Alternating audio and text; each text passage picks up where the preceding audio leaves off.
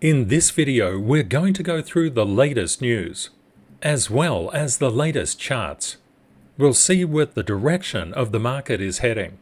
And we're going to look through key levels, key structural levels on Bitcoin, gold, silver, and XRP. And we're going to cover off the news that you need to know. But before that, let's look at the heat maps and liquidations to get you synchronized in with the market. Hi everyone, I'm Ken from CryptoTradingKS. If you're new, a very warm welcome and welcome back CTKS family. Here you'll learn how to become fearless in financial markets to assist you to become more of a financial and emotional blessing to yourself and those you love. If you like the content, please subscribe to the channel and smash that like button. All indicators that I use in the daily videos come from the service at ctksmethod.org. Let's run the numbers.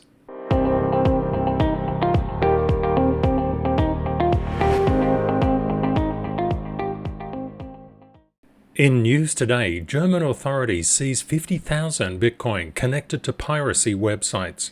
This seizure was connected to 2 German and Polish nationals. These people sold copyrighted works and the police have seized their funds. As they say, crime doesn't pay. Well, it pays and then you get that taken away from you and get sent to prison. So, it doesn't really pay. Just in, Visa enables crypto withdrawals on debit cards in 145 countries. MetaMask users can now sell crypto directly to a Visa card, which eliminates the need to use centralized exchanges.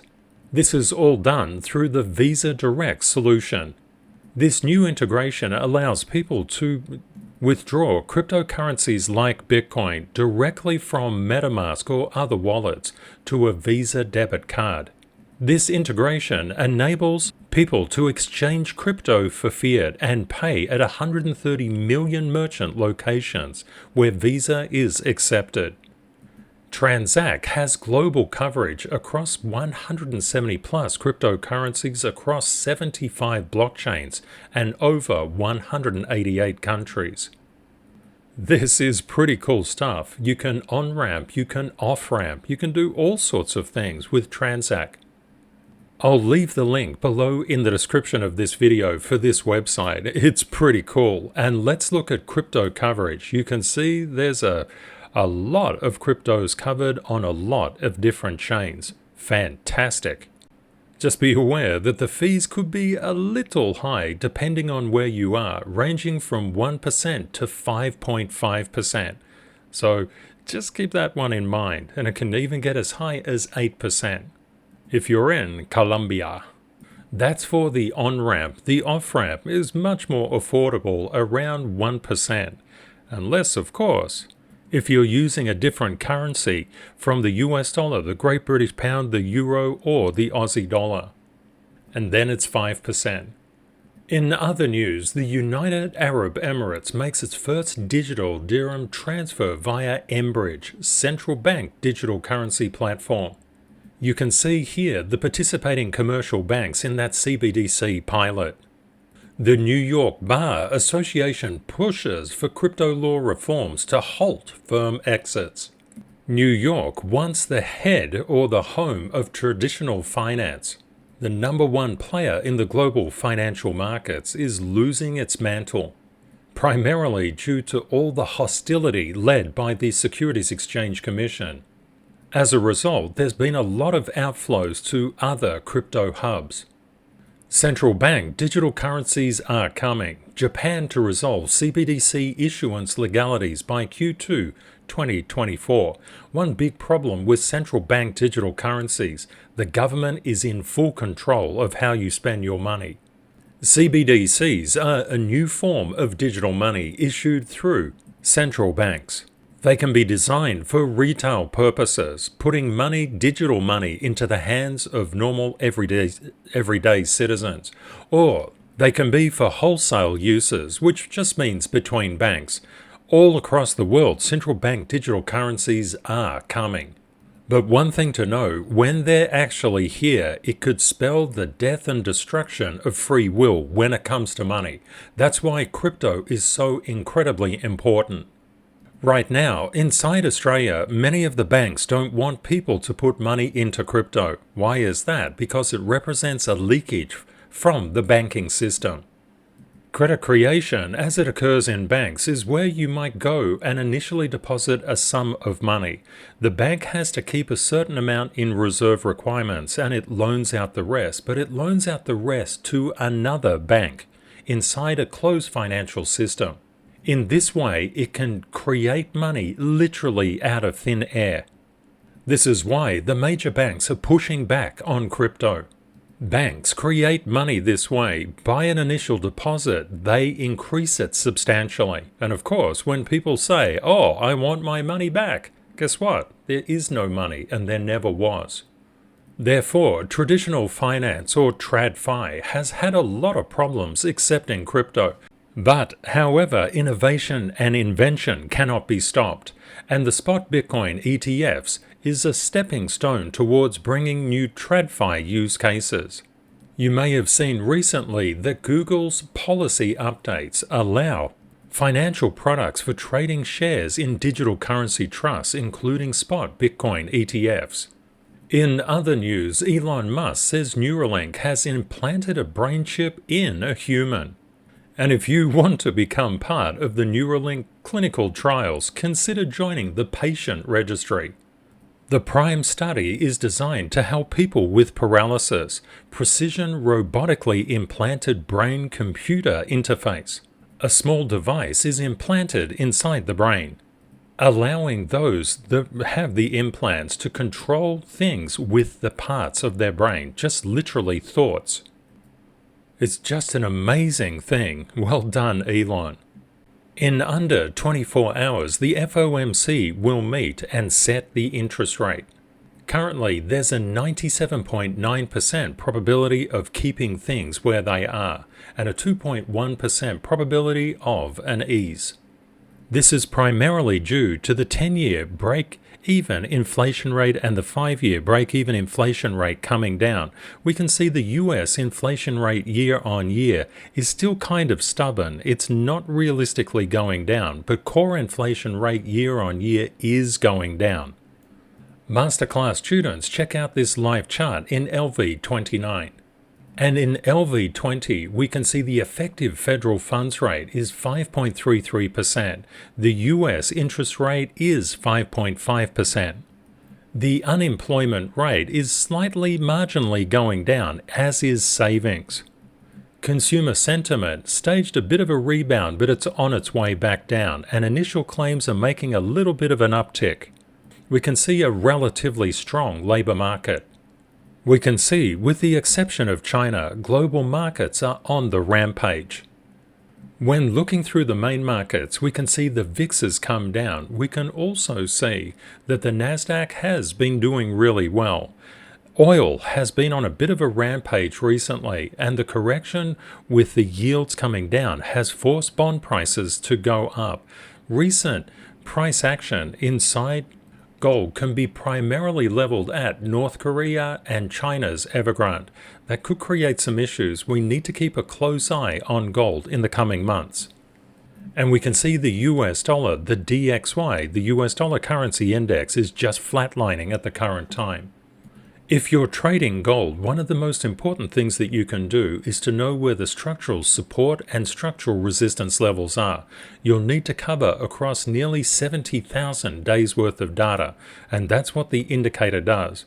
We're seeing that there's a lot of structural resistance around that 2053 level, and just currently the 2039 level has restrained gold's advancement. But we're also finding support down at the 2024 level. Thank you everybody for your comments in yesterday's video. As Oscar said, it really doesn't matter what the markets do so long as you have your buy on red, sell on green strategy active.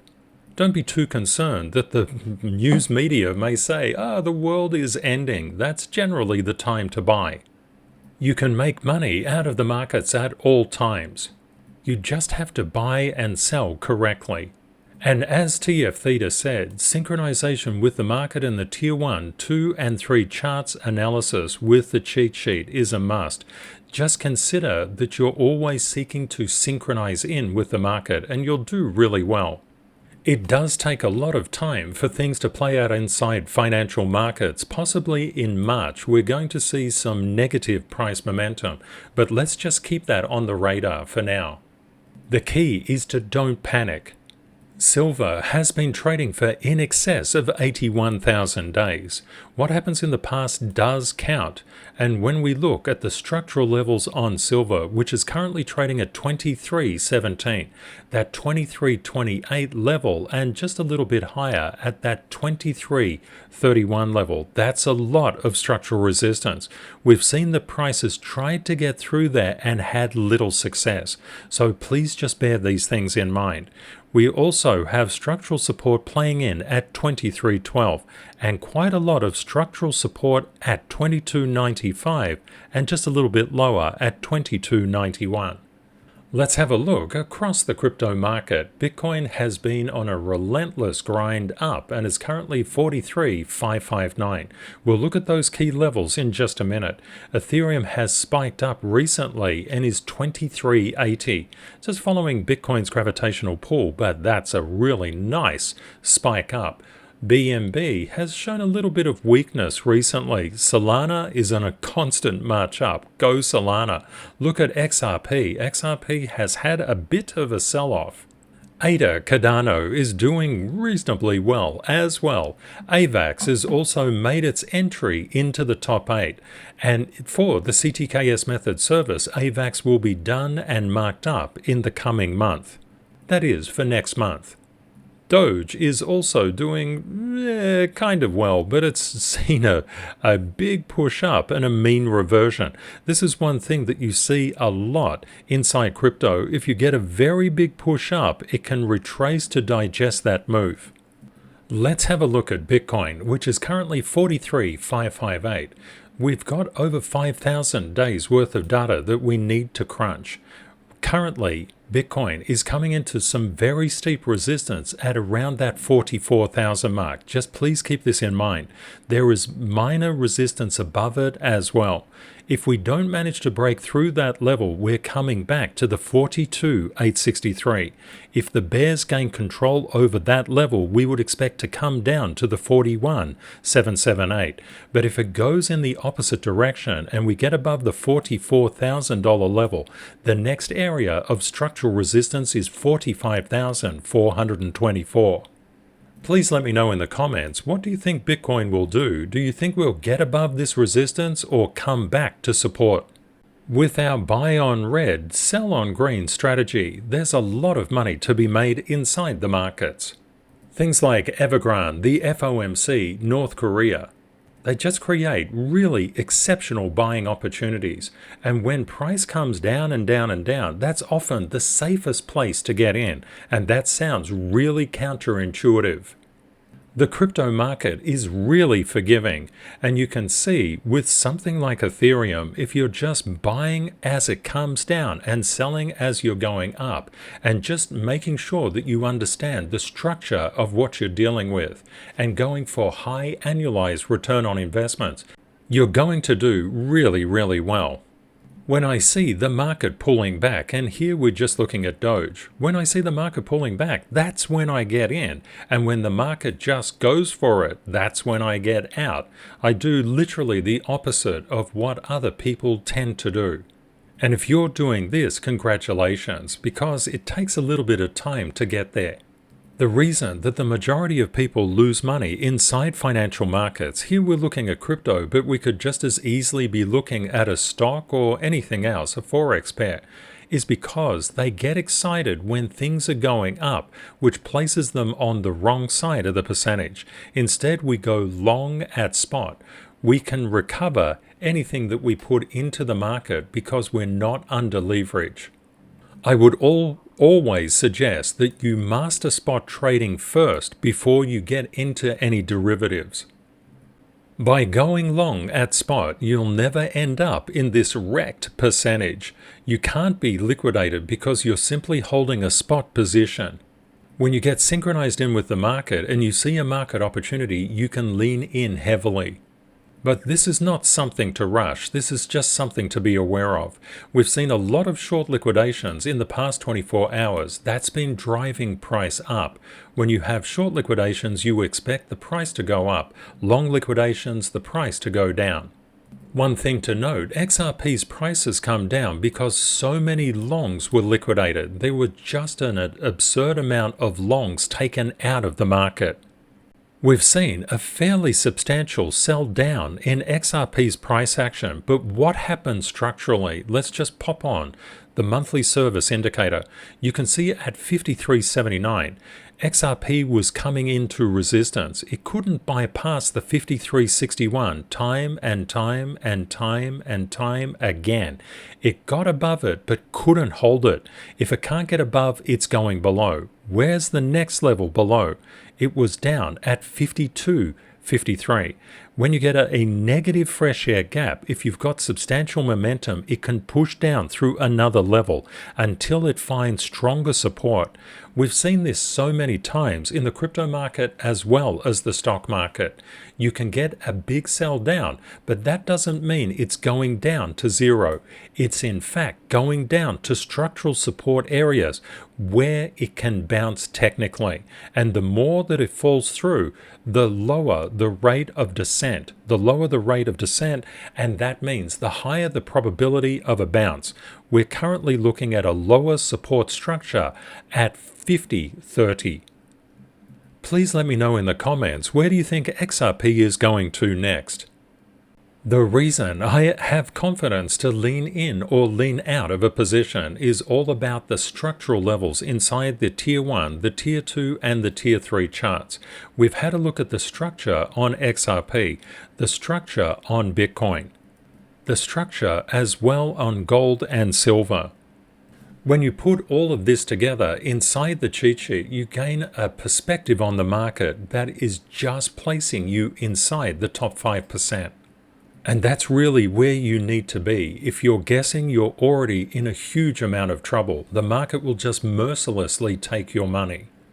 Have a great day or night ahead, my friends, and Kate and I look forward to catching up with you again in the next video. Bye for now.